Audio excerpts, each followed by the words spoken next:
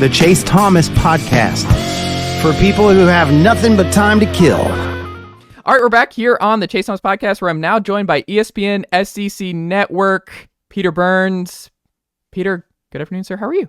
Chase, what's up, man? I'm just reacting off the news that Nebraska's cowards and they don't want to play Tennessee, and getting ready for a big Tennessee Texas A&M basketball weekend. I mean, we got a little bit of everything going on right now, man. It's a good time of year. Can I just say selfishly, there is part of me that's like, I didn't really want to go. Like, I understand like the pageantry and it'd be cool to like be in Lincoln, but I think that's like a losable game next year for Tennessee, that I'm like, I'm kind of okay with it because you're going to get a neutral site. And I was a lot more upset about the Virginia situation because I thought BYU, you're still going to win. It'd be a really pretty atmosphere a couple of years ago and you had to play Virginia and Nashville. But I would have, that would have been a 50-50 type ball game, I think, in Nebraska next year. Might be Dylan Raiola year 3, and who knows what he's looking like. Dana Holgerson, I like that OC hire. I'm okay maybe missing this. Yeah, I mean, it's again. Would I rather play Tennessee? Would I rather play Nebraska or Virginia? I would much rather play Virginia because still a Power 5 school, and more than likely you're gonna, or Power 4, I should say now, and you're gonna get a victory. However, I mean, I spent some time with Matt Rhule in Nebraska when we went up there for the College World Series, and they were telling me, they're like, we're not going to spend a bunch of money in NIL in year 1 under Raiola, but then like we're just and they are flush with cash, so they're trying to basically kind of game the system, and I look at it as that they just don't want to play Tennessee. Which again, after what Heupel has built, and then you go look at how dangerous Nico can be. I wonder, he's got a couple more games underneath his belt.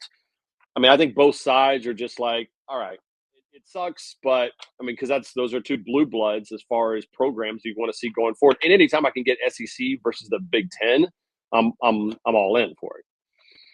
I need you to pull some strings to get Bristol, the Battle of Bristol for 20. That was a blast. I mean, that was a blast a couple of years ago. I mean, what was that, 2016 or something like that? Was that the Butch Jones years? Yeah, Alvin Kamara with the gold tee smiling after a touchdown run on camera. It was a great time. It's I don't know. I mean, listen, there's 9,000 things we need to fix about college football right now. So, bringing it back to Bristol would be nice to see it happen, but like bigger fish to fry, I guess, right now for everybody. Absolutely. Well, I have a couple of different Tennessee questions I wanted to run by you here because I'm in it every day. I write about it. I podcast about it. Like I have my own, just being in the fishbowl here, but being on the outside and seeing all SEC teams as a whole and seeing what Heupel has done to this point.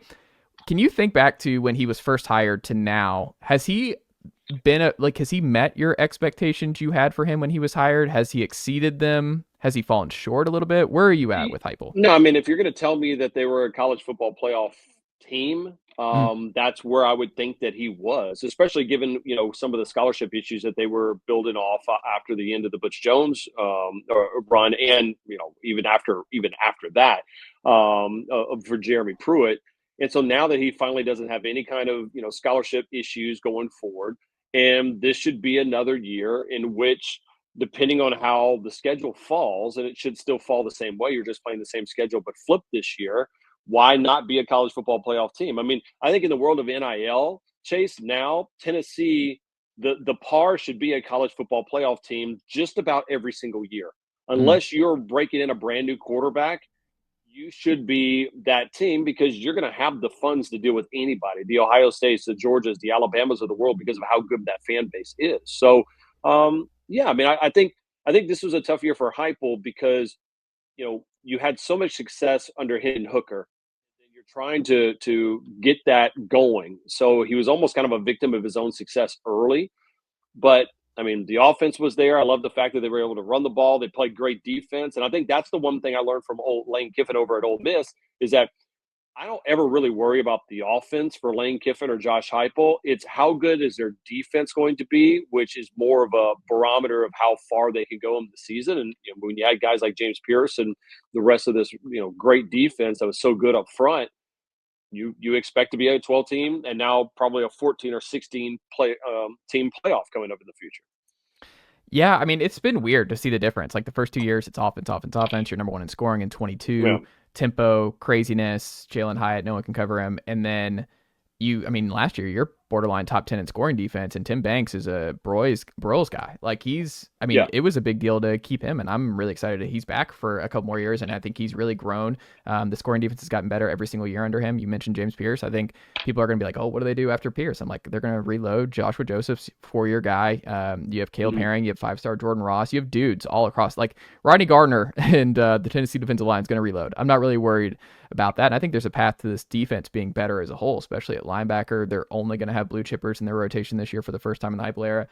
I just have a question about the offense in year 5 here, Peter, because you mentioned, I mean, Nico, it's a big pivotal year for him in year 3 in the system. Mike Matthews, former 5-star, he's now going to be expect to be the guy on the outside.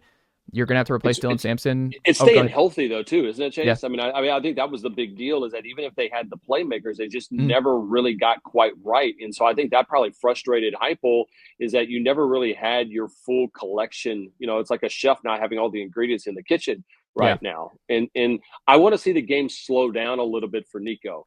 And I think if you saw the pace in which Heupel went at this year was probably a little bit slower than he would like to traditionally go. But I do think that there's some advantage, and that was more about Nico just, hey, slowing down, let the game come to you. Because I mean, he's cool as hell. Like, he's got that kind of Cali swagger to him. It's just a matter of, like, when does the game slow down for him? It needs to slow down for him so they can go faster as an offense. And I think you saw down the stretch last year, part of what I think you saw, and this was what was frustrating about the Milton year in 23, was that his best game was against Alabama, where he in SEC play, where he lowered his shoulder. Like, he was running some option stuff. Like, Tennessee surprised Alabama. If they convert one more of those field goals into TDs in the end of the first half, and they have Alabama 3 scores down instead of 2 on the ropes like that, I don't think Alabama comes out with that kind of just, we're launching it deep or right back in this game. I think they're looking at it like, oh, like, this is over. Like, this is like, we've really dug ourselves a hole.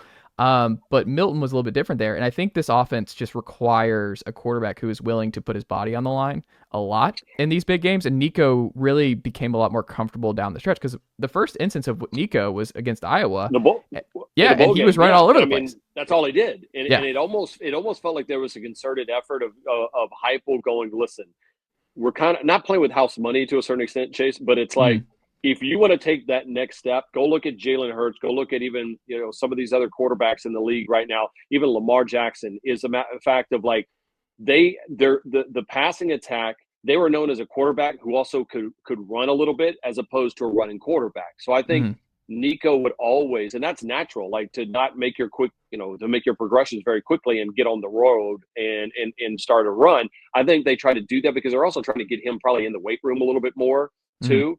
And is he big enough and stable enough to take the hits of a running quarterback in the SEC for 12 weeks a season? Probably not. And they want to develop him more of a passer. And there was some learning, some good, some bad. But I would rather him do that rather than just not make his progressions at any point and just try to tuck it and run as quick as possible. Absolutely. I thought this was interesting, and I'm sure you've seen that, like, it's now off-season rankings predictions in terms of, like, oh, who's going to be in the CFP next year. One of the things I've found that's kind of funny to me is that I think a lot of people don't want to put Tennessee back in because of what happened against Ohio State this year.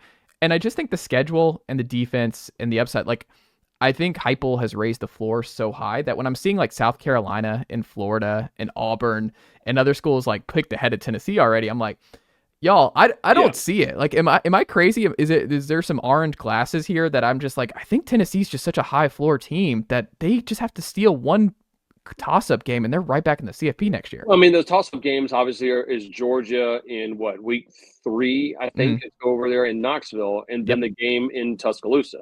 And, like, you quote unquote steal one of those, but you win one of those, it's a disappointment if you don't if you're not a college football playoff team. Right. I mean, I know you got the game, later in the season against Florida. And if I'm not mistaken, I'm trying to think, that game should be in Gainesville this year. It is. But if you steal one of those 2 games, either Georgia or Alabama, more than likely you're sitting there going, all right, we're a college football playoff team. We should be 10-2 and nothing worse if you steal one of those games. And I don't even know if you need to say steal it against Alabama right now, because Alabama, if I'm looking at a program, I feel much better about where Tennessee is with Josh Heupel than I would be about Alabama in year 2 under Kalen DeBoer, simply because of the quarterback situation.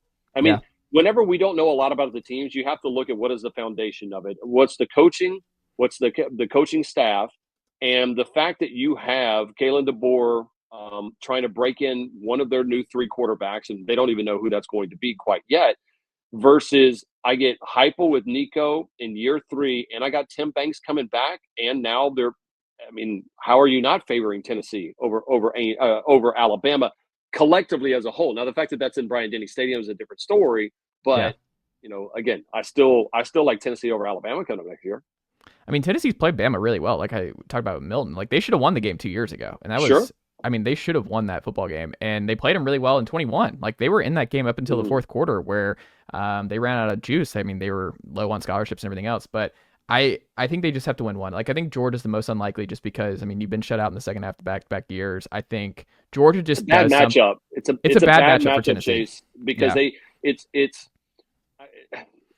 they're so physical at the line of scrimmage that it's really difficult to be able to run the ball, obviously, for them, but really just the way that they would kind of body. I remember that game against, the Hendon Hooker season. What was that? Mm-hmm. Was it 22 that they were rolling? They looked like they couldn't be beat. And all of a sudden, Georgia was like, all right, we're going to play some press coverage. We're going to try to bang them out early in the game. And then it just looked like different teams. And almost like that's the mentality. Yeah. And I think that was a good learning game for Heupel to also understand, no matter how fast and fun and free this offense is, I got to get over the Georgia hump. Like for Tennessee or Texas a couple of years ago, they got their ass handed to them by Arkansas. Before they joined the SEC. And Sark has told me that he learned a lot from that game, knowing that I can't do the bells and whistles. Like I have to have the unsexy positions be sexy, and that's defensive line and offensive line. And look what's happened. Last 2 years, he's played in the college football playoff. And so I think that game that Georgia bodied Tennessee, the physicality of it has shown Heupel, hey, this is what it looks like if you want to be considered one of the best. Yeah, I mean, I think Georgia, you hit the nail on the head. If you watch the tape, like Tillman and Hyatt, like they're daring officials to throw the flag. Like they're physical. They're going to bring you down. Keely Ringo is built like a linebacker, and he's just like Tennessee's receivers just were not able to handle that kind of pressure. And also you had Jalen Carter in the middle, and there was no answer. You could send doubles, and Hendon Hooker was a 2-step drop guy, and it's just Jalen Carter's just right there in the backfield, and there's just nothing you can do. So it's just like it's a bad matchup for a lot of different reasons, but it's in Knoxville. So Heupel's lost one game in Knoxville in the last 3 years, and it was to Georgia 2 years ago. Wow. And again, I think now, again, you look at it, 9-3 right now should be at the absolute, like that's par for Tennessee football. And I assume with the way that Heupel has recruited the fun style of football that they play, the home field advantage, obviously the NIL, I'm taking the over of 9-3 as long as Heupel and Nico are going to be having that 1-2 punch. And Tim Banks is there as well, too. Peter Burns, what can the good folks check out from you over at SEC Network and ESPN this week? Man, trying to figure out what's going on with Tennessee basketball. Obviously, the big weekend going there. It's fun that baseball is coming up, and Tony Vitello and that crew has been – I mean, that was such a blast to watch that team last year. And Lady Vols have been fun, man. The way they play press defense the entire time. Like Caldwell's done a really good job, so that's going to be fun after that win at UConn a couple weeks ago. So, again, it is – I think maybe outside – Texas might be the only team in the country right now that when you say, all right, I want what's going on in their athletic department, that might be the only one that rivals what's going on with Tennessee right now. I mean, top to bottom, how good every single one of those sports is a credit to what Danny White has done. It's a credit to Ball Nation for backing it up as well. Oh man, and just Vitello and company, they're just mashing. Like it's so much fun. Like it's just there's nothing like it, man. The Hornets nest that is Lindsey Nelson Stadium. I'm just so glad it's back. Like it's just getting to be the Alabama of football in another sport is just It's a lot of fun. It's like finding all these $100 bills in your pocket. You're like, oh, I forgot with the baseball. We could be really good at that. And you're like, not kind of good. Like you're great, and it's a mentality, right? Yeah. Like in every team, you got a Hall of Fame coach and Rick Barnes. That's the only one. Like if you're asking me right now. Vitello, like if you're talking about Tennessee athletics, Vitello is always going to be the first one out of the bus because of the, just the swagger that he has, the confidence that he has. You got a Hall of Fame coach right behind him, and Rick Barnes, and Heupel sits there and is like, hey, I don't need all the hype, but I'm a college football playoff team. Yeah. Like, trust me, there's a lot of fan bases that love to listen to podcasts that when they're talking about this many good news that you get to talk about over the last probably 2 years or so. Oh, it's great. And I tell folks, appreciate it, because it may never be as good as it is right now with everyone. We've seen it bad, buddy. We've seen it bad. Let's not jinx it. Peter Burns, thank you so much for the time. I greatly appreciate it. And we'll have to check back in again soon. Absolutely, Chase. Appreciate the invite, man. Nicely done, nephew. The Chase Thomas Podcast. Hell yeah.